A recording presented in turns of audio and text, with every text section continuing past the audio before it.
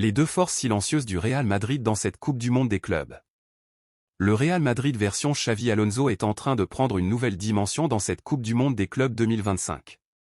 Sans grand bruit, sans démonstration tapageuse, mais avec une régularité presque mécanique et une maturité bluffante pour un groupe encore en construction, les Merengues filent vers les quarts de finale avec une autorité tranquille. Si la magie d'un Vinicius Junior ou l'élégance d'un Bellingham attire naturellement les regards, c'est ailleurs que résident les deux grandes forces du Real Madrid dans cette compétition. Deux chiffres, deux vérités, le Real n'a jamais été mené au score et reste invaincu depuis le début du tournoi. Et ces deux indicateurs racontent une histoire bien plus profonde qu'il n'y paraît. Un parcours maîtrisé, une montée en puissance évidente. La campagne du Real Madrid dans cette Coupe du Monde des clubs n'a rien eu d'un long fleuve tranquille. Elle a commencé par un nul frustrant contre Al Hilal, 1-1, une équipe saoudienne certes talentueuse, mais que beaucoup voyaient inférieure sur le papier. Pourtant, ce premier match a été une mise en bouche importante, un test d'humilité, un rappel que la compétition mondiale ne se joue pas que sur les noms. Très vite, les Madrilènes ont haussé le ton, avec une victoire 3-1 contre Pachuca malgré une expulsion précoce de Tchouaméni. Puis un récital contre le RB Salzbourg, 0-3, avant un match d'une solidité impressionnante face à la Juventus, 1-0, en huitième de finale. À travers ces 4 matchs, le Real a dessiné les contours d'un projet cohérent. Chaque sortie a été l'occasion d'affirmer un peu plus leur identité. Et à l'approche des quarts de finale contre le Borussia Dortmund, prévu ce samedi à 22h, heure française, deux constantes sautent aux yeux et deviennent les symboles du renouveau madrilène. Jamais mené au score. 2 buts encaissés en 4 matchs. Ces statistiques ne sont pas de simples chiffres. Elles disent tout de la métamorphose d'un Real Madrid qui, pendant des années, a brillé autant qu'il a inquiété défensivement. Sous Ancelotti, le Real avait parfois des allures de dragon à 2 têtes, flamboyant en attaque, fébrile derrière. Xavi Alonso, lui, a pris une autre voie. Le choix de la défense à 3, un trio formé selon les matchs de Rudiger, Militao et Nacho ou Alaba a changé la donne.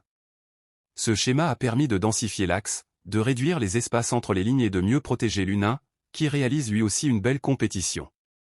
On voulait une base solide. On savait que dans ce genre de tournoi, on ne peut pas se permettre de courir après le score, explique Xavi Alonso. Plus qu'un simple choix tactique, c'est un acte de foi dans une certaine idée du football, celle où la rigueur défensive est la matrice de tout le reste. Le pressing est coordonné, les retours défensifs sont systématiques, et les duels sont souvent gagnés. Même les ailiers comme Vinicius Junior ou Rodrigo ont intégré des principes de repli défensif qui étaient moins évidents par le passé.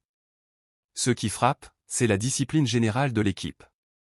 Les lignes bougent en bloc, les transitions sont mieux gérées, les phases de possession sont moins désordonnées. Et cela se traduit par une donnée très claire, le Real Madrid est la seule équipe du tournoi à ne jamais avoir été menée au score. Même Palmeiras et Fluminense, pourtant invaincues aussi, ont dû courir après le score à un moment donné. Pas le Real. Cette stabilité a un impact psychologique énorme. Elle permet de contrôler les émotions, de dicter le tempo, et surtout d'user mentalement l'adversaire. À chaque match, on sent une forme de calme qui se dégage des joueurs madrilènes, même quand ils ne marquent pas rapidement. Une assurance presque inquiétante pour les autres.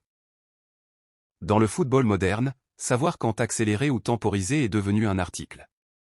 Trop souvent, les équipes brûlent leur énergie en voulant imposer un tempo trop élevé, ou à l'inverse, s'endorment dans une possession stérile. Le Real Madrid de Xavi Alonso semble avoir trouvé le parfait équilibre. On travaille sur ça, savoir quand garder le ballon, quand accélérer ou ralentir, comment se replier vite, a expliqué le coach basque après la victoire contre la Juve. Ces mots résonnent d'autant plus fort qu'ils rappellent une critique récurrente d'Ancelotti la saison dernière, le manque d'équilibre. Aujourd'hui, ce déséquilibre a laissé place à une gestion chirurgicale des temps forts et faibles. La clé de cette maîtrise, elle se trouve au cœur du jeu. Le trio Bellingham-Valverde-Kroos, ou parfois Modric, est tout simplement redoutable. Bellingham oriente, casse les lignes, dicte le pressing. Valverde court, harcèle, compense. Kroos ralentit ou accélère selon les besoins, avec une sérénité rare. Même dans les matchs les plus fermés, comme celui contre la Juve, on a vu le Real Madrid gérer les possessions avec une patience froide. Il n'y a plus cette précipitation stérile, cette envie de faire la différence trop tôt. L'équipe attend, lit le jeu, et frappe au bon moment.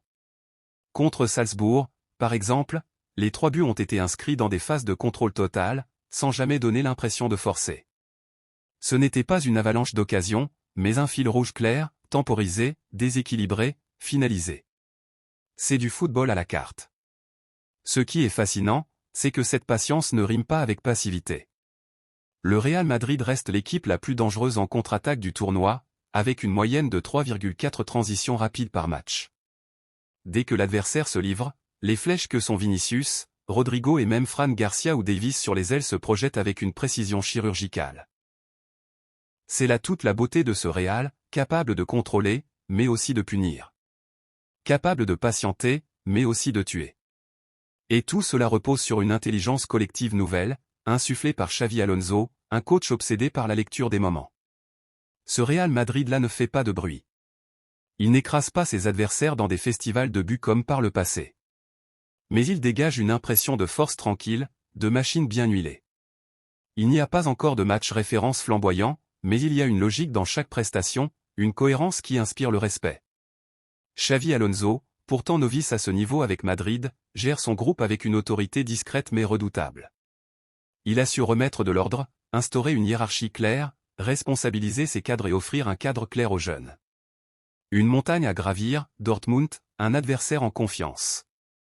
Le quart de finale contre le Borussia Dortmund arrive à point nommé. Les Allemands sont eux aussi invaincus, et viennent de battre Monterrey avec un réalisme impressionnant.